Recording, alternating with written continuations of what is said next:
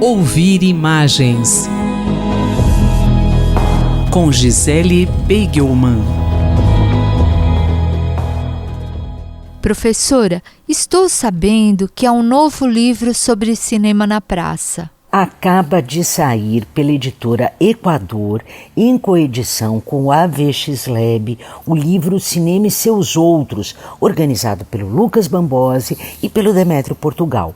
Esse livro reúne um conjunto de textos de pesquisadores, artistas, críticos, curadores e intelectuais, como são os próprios organizadores, nomes, aliás, referenciais na reflexão sobre o audiovisual na contemporaneidade.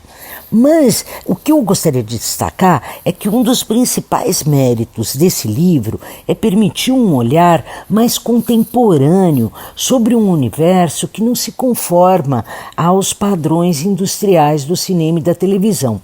Um outro aspecto muito importante desse livro, para o qual eu chamo a atenção, é o fato de discutir o impacto das redes na cultura visual contemporânea. A senhora também é uma das autoras do livro. O capítulo que escreveu tem a ver com ouvir imagens? Sim, esse é o tema que eu abordo, refletindo aí sobre como a cultura visual contemporânea passou a ser indissociável da produção imagética nas redes. Nunca se fotografou tanto como na nossa época. Estima-se que a cada 2 minutos sejam produzidas mais imagens que a totalidade das fotos feitas nos últimos 150 anos. Olha, essa é uma estimativa relativamente modesta, considerando-se que existe 1 bilhão de dispositivos com câmera em circulação e que cada um deles captura cerca de 3 fotos por dia, então façam a conta. Mas a relevância desse fenômeno não é só a sua pujança quantitativa, são as transformações culturais e, portanto, qualitativas para onde o fenômeno aponta.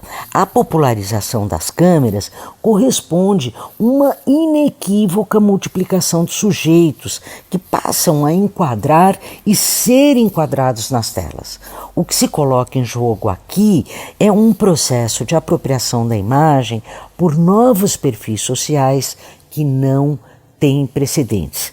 Esse espectro, por outro lado, é ambivalente, porque se essa nova cultura visual ela aponta para esse processo de democratização do acesso ao audiovisual, aponta para novos regimes estéticos, ela aponta também para toda uma nova cultura da superexposição, ela é um terreno fértil para a vigilância e para o rastreamento, e são justamente essas ambivalências que eu discuto no capítulo que escrevi para esse livro, um livro que já está à venda e já também se tornou leitura obrigatória para quem, como eu, acredita que é decisivo para compreender a nossa época, aprender a ouvir imagens.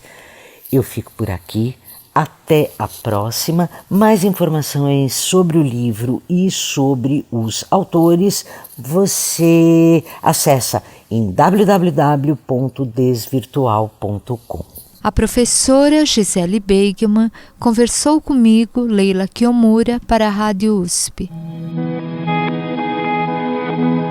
Ouvir imagens com Gisele Beigelman.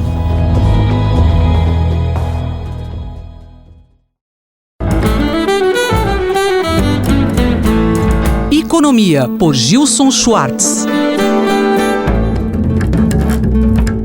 Professor Gilson, qual o tema da coluna hoje? O futuro da internet no Brasil. O Fórum da Internet no Brasil, que aconteceu pela 9ª vez, é o pré-IGF brasileiro 2019, IGF é Internet Governance Forum.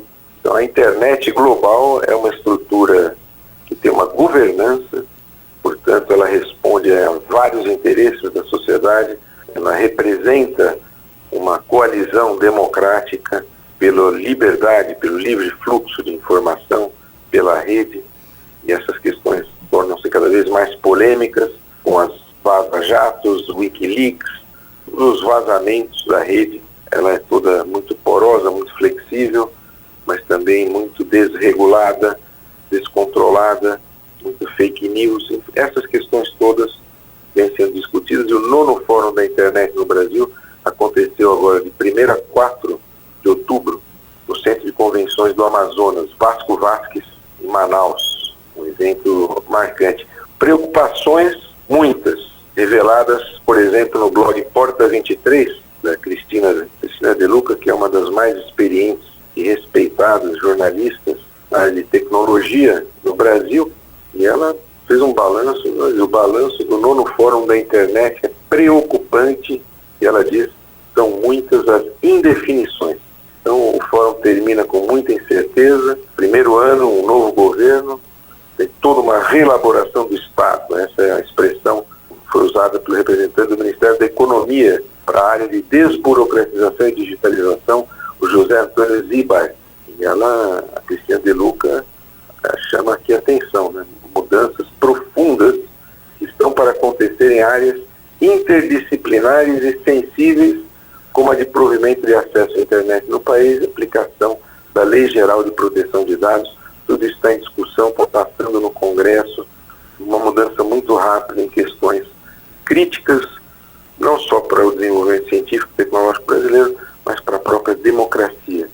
Um dos impactos que é importante aqui na discussão é o impacto de pequeno porte, no provedor de acesso pequeno porte, e o Intervozes, né, que é uma das conselheiras do Comitê Gestor da Internet no Brasil.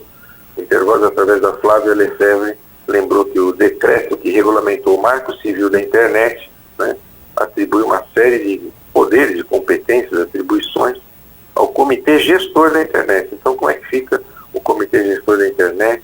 Essa discussão toda, a Cristina De Luca coloca aqui com muita clareza, e as indefinições são preocupantes em várias áreas de proteção de dados, infraestrutura de telecomunicações, proteção da privacidade e a própria regulamentação dos valores que circulam nessa esfera pública digital bastante inovadora na transição desse capitalismo violento para um capitalismo mais inteligente. Professor Gilson, como a Universidade de São Paulo pode contribuir ou participar destas discussões? A Universidade de São Paulo já está engajada há vários anos nesse debate, e muito em breve haverá um chamamento, já há conversas, já há discussões, haverá um chamamento com um evento aberto e amplo de discussão dessas questões. Eu queria chamar a atenção já para o dia 2 de dezembro, no Instituto de Estudos Avançados, nós vamos discutir exatamente esse tema, os impactos da regulação e da economia política na configuração dessa economia de ícones digitais, né, com várias interfaces que tem uma dimensão lúdica, interativa, imersiva como âncora. Dia 2 de dezembro nós vamos discutir a inclusão criativa, né, e o uso das tecnologias em prol da democracia. Essa é a grande questão. Ao lado da segurança jurídica existe sempre a questão da democracia. Semana que vem voltamos analisando tendências, discutindo projetos da economia, da tecnologia, da política no Brasil e no mundo. Eu, Simone Lemos, ouvi o professor Gilson Schwartz. Economia, por Gilson Schwartz.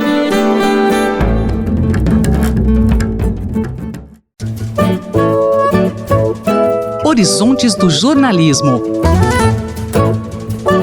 por Carlos Eduardo Lins da Silva.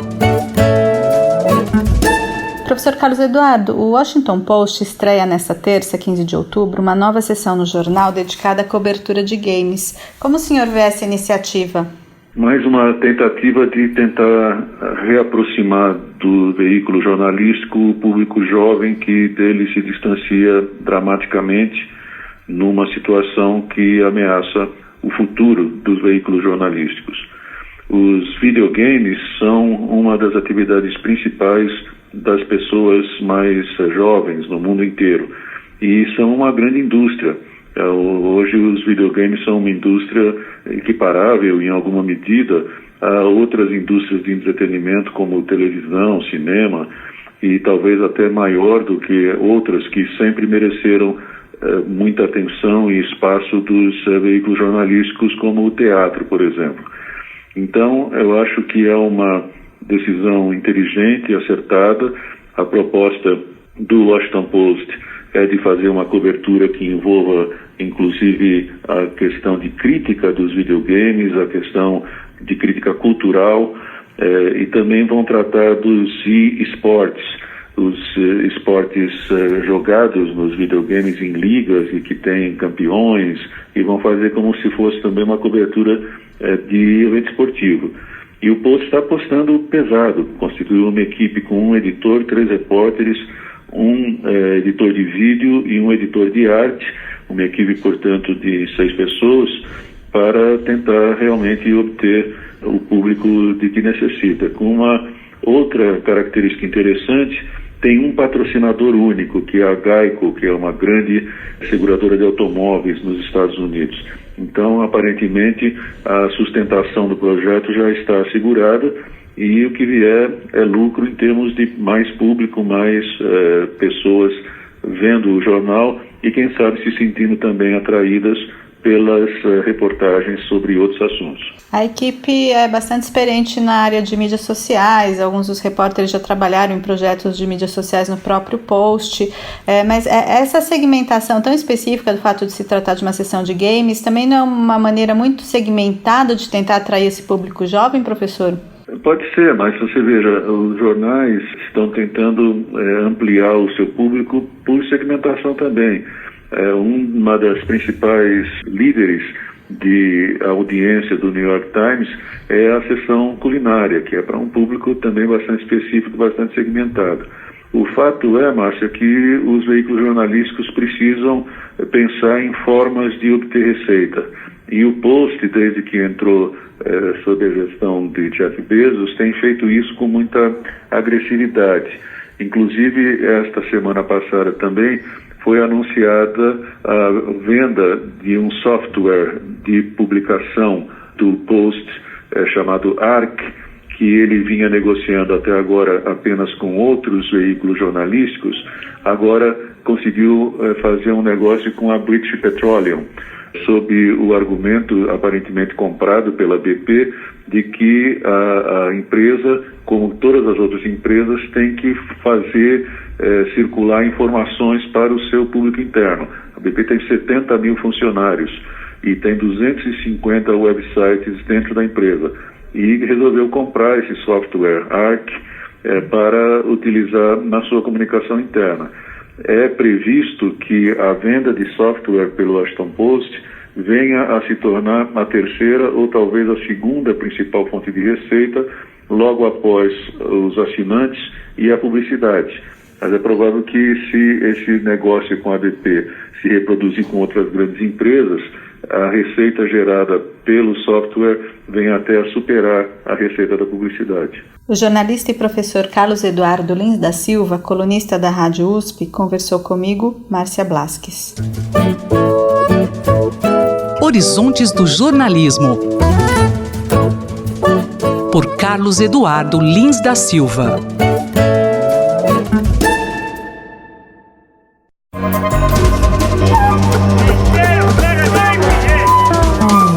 Saúde e Meio Ambiente, por Paulo Saldiva. Bom dia, professor Saldiva.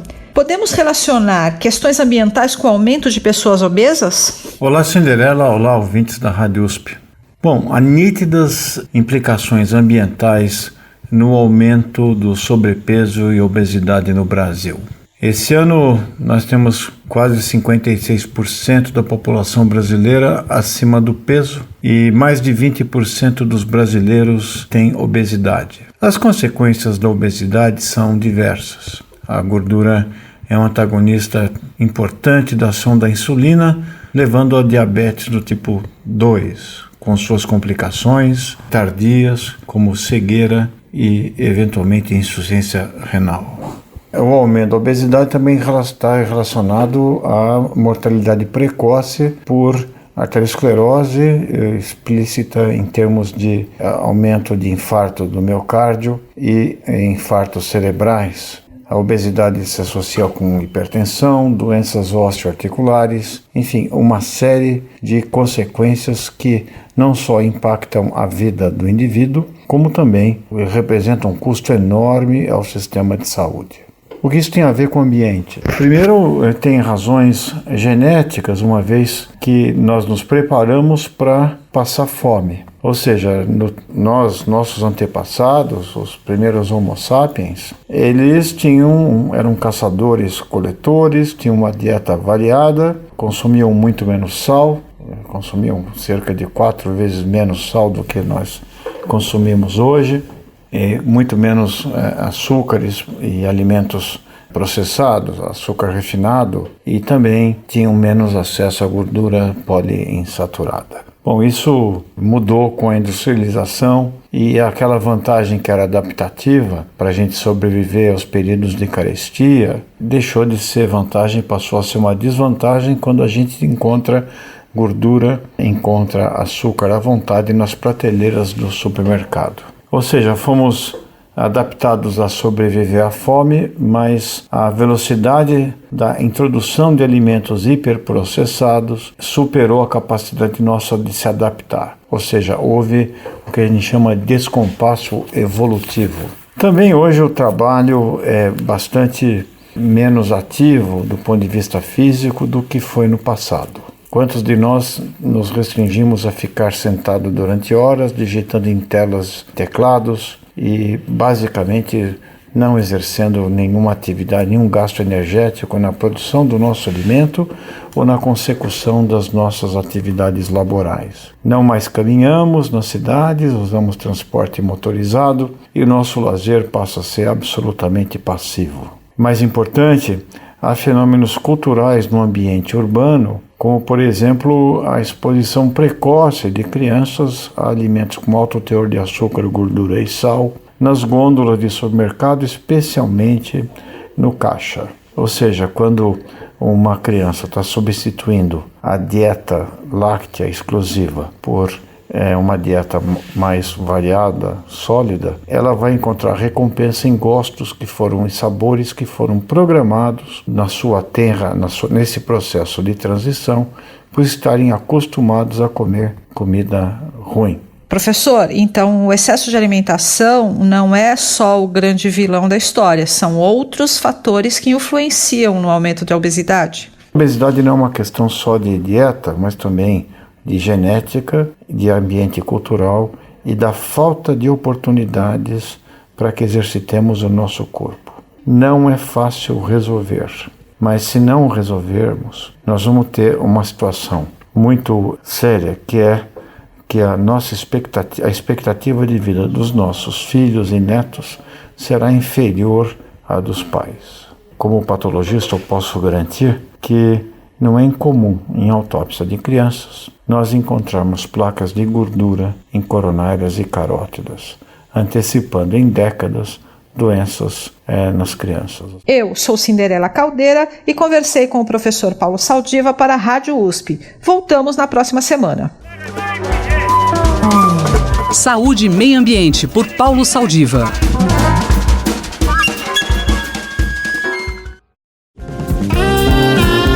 Corpo e Movimento,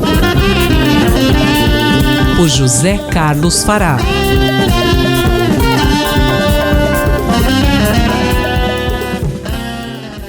A falta de informação e a ansiedade em querer resultados imediatos podem levar as pessoas a embarcar em dietas milagrosas que prometem emagrecimento rápido. Uma dessas ideias bizarras que tem encontrado ressonâncias nas redes sociais é tomar água com limão em jejum. Segundo o professor Fará, o limão tem muitas propriedades nutricionais, como ser uma rica fonte de vitamina C. Porém, não há nenhuma evidência científica que comprove sua eficácia para o emagrecimento. Vamos ouvir o que ele tem a falar sobre esse assunto? Olá, ouvintes. A preocupação com a perda de peso ou emagrecimento já vem de muito longe e leva as pessoas a adotarem programas de emagrecimento que são muitos e que na sua maioria inadequados, que podem levar a muitos dissabores que têm impacto direto em nosso bem-estar. Também pela desinformação interpretamos de forma errônea esses programas e acreditamos que estamos no caminho certo. Um exemplo recente, a Folha de São Paulo publicou um excelente artigo, uma reportagem sobre o hábito de tomar suco de limão, que é uma moda hoje em dia, com água em jejum.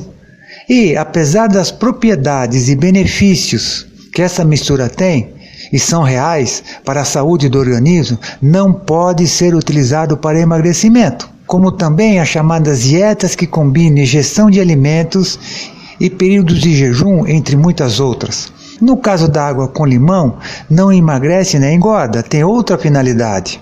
Aliás, que a reportagem fala sobre isso. Se percebermos, todas as dietas milagrosas não têm bases e evidências científicas disponíveis. E é muito comum, nessas receitas milagrosas, repito, grifo meu, vir acompanhada no final da apresentação um breve texto. Tenha uma alimentação balanceada e pratique exercícios. É óbvio que esses dois fatores é que vão causar a possível perda de peso, e não necessariamente o objetivo especial. A restrição calórica não pode causar má nutrição, o que leva à doença. O Colégio Americano de Medicina Esportiva, ou American College, afirma que o jejum prolongado e as dietas de restrições à ingestão calórica provocam perdas de grandes quantidades de água, eletrólitos, minerais, reservas de glicogênio e o tecido magro, que é o músculo. E com quantidades mínimas de perda de gordura. E para que a redução de peso corporal necessita de uma dieta nutricionalmente correta que provoca uma restrição calórica leve, associada a um programa de exercícios aeróbios ou não, junto com uma modificação comportamental que envolve hábitos alimentares. Professor Fará, o que leva as pessoas a adotar hábitos que têm poucos resultados? Acho que o primeiro ponto é o imediatismo e a facilidade em seguir o programa. Como exemplo, tome isso que emagrece. É muito mais fácil que entrar num programa ou consultar um médico. O segundo é a falta de informação. Então, repito sempre, programas desse tipo, consulte um médico e um nutricionista. E principalmente para manter um controle adequado do peso corporal e para a saúde e bem-estar, é necessário um compromisso para toda a vida com hábitos alimentares adequados e atividade física regular. Isso não tem segredo, isso já é feito há muito tempo. Este é José Carlos Fará, falou comigo, Ivanir Ferreira, para a Rádio USP. Anote aí, se você tiver alguma dúvida ou queira mandar alguma sugestão para essa coluna, envie um e-mail para ouvinte@usp.br, aos cuidados do professor Fará. Corpo e movimento. Por José Carlos Fará.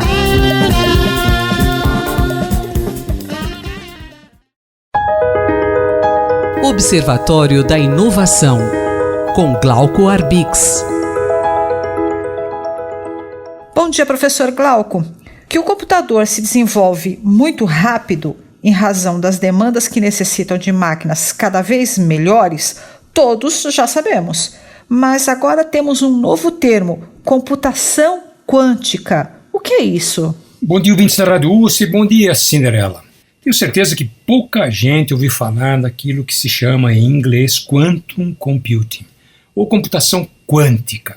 E pouca gente ouviu falar porque tem pouca gente pesquisando sobre isso ainda. Mesmo assim, é bom avisar todo mundo, o interesse das empresas, universidades, governos é gigantesco. A computação quântica, ela nasce lá pelos anos 80 como ideia fundamentalmente de um físico chamado Paul Benioff, que escreveu um paper exatamente em 1980 descrevendo como que a mecânica quântica poderia impactar a computação. De lá para cá, várias empresas gigantes, Google, IBM, Intel, Microsoft, não há nenhuma que fique por fora dessas grandes, que fique por fora dessa pesquisa, continuam a batalha e uma competição intensa para saber quem chega primeiro no computador quântico, ou seja, um computador que é muito mais veloz do que os computadores atuais. Só para vocês terem uma ideia, se a gente pegar o computador tido como supercomputador mais rápido do mundo, supostamente seria um IBM chamado Summit, para resolver algumas equações que são ultra complicadas, ligadas à criptografia, são sistemas muito sofisticados, entende? De disfarçar a informação, de torná-la não legível, não compreensível, como se fosse um código, esse computador da IBM levaria 10 mil anos para resolver um problema que um computador, que foi desenvolvido pela Google juntamente com a NASA, levou exatamente 3 minutos e 20 segundos. Google não quer se pronunciar a respeito. Aparentemente, pesquisadores da NASA divulgaram um paper que ainda era relativamente reservado e causou um rebuliço no mundo da computação, no mundo da inteligência artificial, exatamente porque, diante da velocidade alcançada pelo computador, por exemplo, nenhum sistema de segurança hoje sobreviveria. Só para vocês terem uma ideia. O quanto, em vez de trabalhar somente com 0 e 1, como essa ordem binária que está na base dos computadores atualmente, o computador quântico trabalha com 0 e 1 simultaneamente. Ou seja, quando ele fala em 11, 10 e 01 e 00, ele trabalha com uma unidade chamada qubits, que representa o 111, 110, 100, 000. Ele, na verdade, ele trabalha com muitos caracteres ao mesmo tempo, diferentemente dos computadores que nós estamos acostumados e que trabalham com 2, que é exatamente os caracteres 0 e 1. Professor Glauco, podemos dizer que o computador quântico é um avanço tecnológico de tudo que já conhecemos?